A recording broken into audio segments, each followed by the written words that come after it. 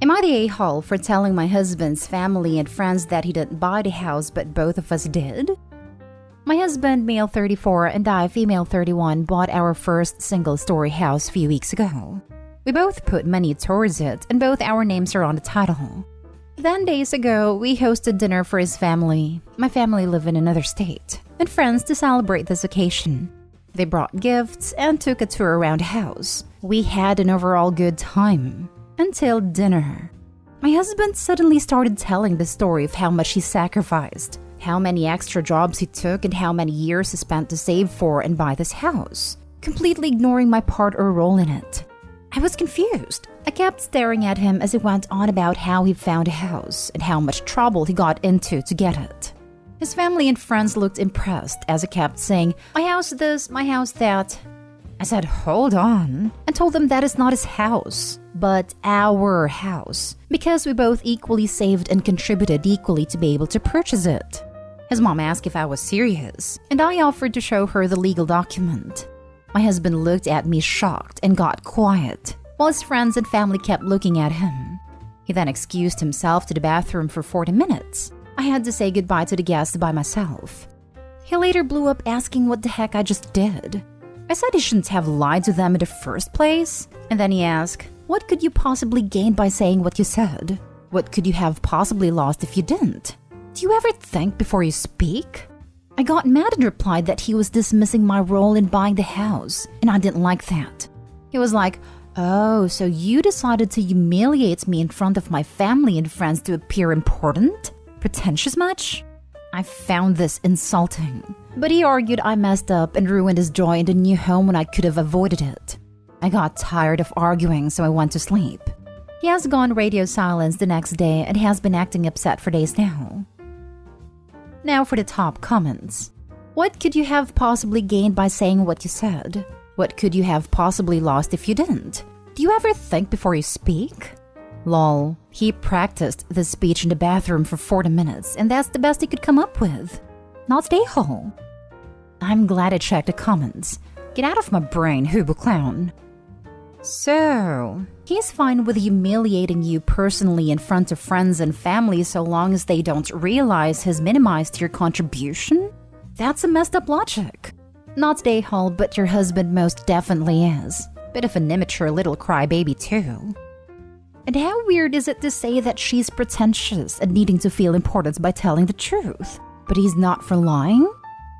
I'm scared for her realizing the type of person she's married. And they just bought a home together. Yikes. Not stay home. He's presenting the whole thing that he bought the house himself, was humiliating you in front of his family. You just set the record straight. If he was being truthful, he'd have no reason to be upset about your reaction.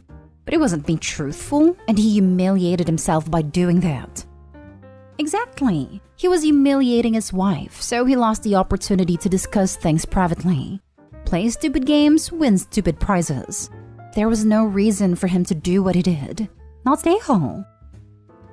Next story is titled, Am I the a-hole for yelling at my fiance and calling him insecure after he deleted my work project to get back at me for not going with him to his friend's birthday party? My fiance's best friend's birthday party was yesterday. My fiance wanted me to go with him, but I apologized and said I couldn't because I had to finish a work project in the evening and barely had time. He said it was unacceptable since the party was held at a prestigious restaurant and all his friends were going to bring their partners. He insisted I go with him, but I told him if I don't complete this project soon, I will lose potential promotion next month and someone else will take my place. He just looked at me and said, I just hope it'll be worth it, then walked out. I called him but he hung up. I got done with my project and went to take a shower. I got out and found him in the living room refusing to speak to me after I asked about the party. I went upstairs to finalize my project, but found out that my entire work laptop has been reset. Everything got wiped, including my project. My heart sank. I asked my fiancé if he was behind this, and he just looked at me and said that now we are even. After I refused to come with him to the party and embarrassed him by forcing him to go alone, and get weird looks and questions from everyone. I started yelling at him and called him insecure to care about his public image and looks, and getting even just because I had to work. He said I contributed to this outcome and should have just gone with him. Now I had to start all over again. We started exchanging words and he told me to stop saying he's insecure and petty. He checked into a hotel and has been staying there, constantly texting about how hurt he was that he had to hear me call him insecure and refusing to have any consideration for him. He said that I did make him look bad when I refused to come with him, and he was hurt by that. Our ongoing argument is that I keep saying that just because we're a couple, then I have to attend every event with him, while keep saying that it's classless and socially unacceptable when I let him attend alone, unless I'm sick or traveling. You spelled ex-fiance incorrectly. You're not the a-hole. Couldn't have said it better myself. OP, you need to understand that undermining your career isn't just a normal insult or overstep. It is a distinct category because it is dangerous. If his controlling behavior gets worse, which it likely will, you will need money, your own health care, the ability to get out and live independently. You need your job to be safe. If he wants to be controlling, domineering, disrespectful, and do it in the way that undermines your financial independence and ability to leave him, you have to take that seriously. Not stay home. You need to take a really long, hard look at this relationship. What he did is not all right. What he did has the potential to affect your financial stability. What he did was abusive, and I hope you see that. I really hope you consider getting out of this relationship. Because if this is what he does now when you're in the honeymoon phase, what is he going to be like when you're married? Please listen to us older experienced women when we tell you that this is going down a very bad path for you. Not stay home. He compromised your career progress, destroyed your valuable work and time, and has the audacity to turn it around on you and complain about his feelings being hurt? I'd personally block his number and let him stew in his hotel room forever. This is beyond petty. It is emotionally and financially abusive for him to destroy your work. I am letting him stew in the hotel. I'm refusing to answer his calls or go see him, because to me this felt like such a betrayal and undermining of my time and effort. I agree that his behavior has crossed pettiness and is becoming worse. Please tell me you're considering ending the relationship. That's so sinister and petty. You do realize you can't marry this man, right? He sounds dangerous, quite frankly. Pack his things and drop it off at his mom's. Next story. Am I the a-hole for warning my husband and sister-in-law after assuming they mocked my brother with an intellectual disability? Me and my husband are newlyweds. We had just gotten married on January this year. Just for the sake of the situation, my husband is generally a decent man. However, to people who are not familiar with his personality, his demeanor might come off as arrogant and harsh. Anyways, last Saturday, I wanted to invite my family to our newly furnished house, just for the usual banter and some food. My sister-in-law had also decided to pay us a visit that day. After the refreshments, me, my brother, my husband, and my sister-in-law decided to watch a movie. We picked the recent Venom movie as per my brother's request. He is extremely fond of superhero movies. As I had already mentioned in the title, my brother has mild autism and an intellectual impediment. At certain parts of the movie, he would have questions, or he would get confused and ask us to rewind so he could internalize a particular scene again. I would admit there was a fair bit of talking going on, but I was also considerate to the feelings of my brother and sister-in-law, and kept my voice low when explaining the details to my brother. During the entire course of the movie, I could see that my husband and sister-in-law were very visibly annoyed. Sister-in-law would sigh and say, "Here we go again," sarcastically every time we paused the movie for my brother. My husband would also laugh along with my sister-in-law and my brother asking certain questions. He would also deliberately quiz my brother on certain words that were said in the movie so that he could ridicule my brother when he didn't know the meaning of a particular word. Sister-in-law would follow up with rude comments like, "I learned that in the 4th grade." My sister-in-law is closer to age of my brother, so she could have been merely teasing him, but I've found both their behaviors to be very offensive. I almost teared up, because my brother already goes through a lot with bullies, and to hear rash things like this even at home would only make his self-esteem worse. After the movie was done, I talked to them both privately, and complained about their extremely disrespectful behavior. Both of them got very defensive, saying that they were doing it in good fun. And if anything, they were just annoyed that he kept interrupting the movie.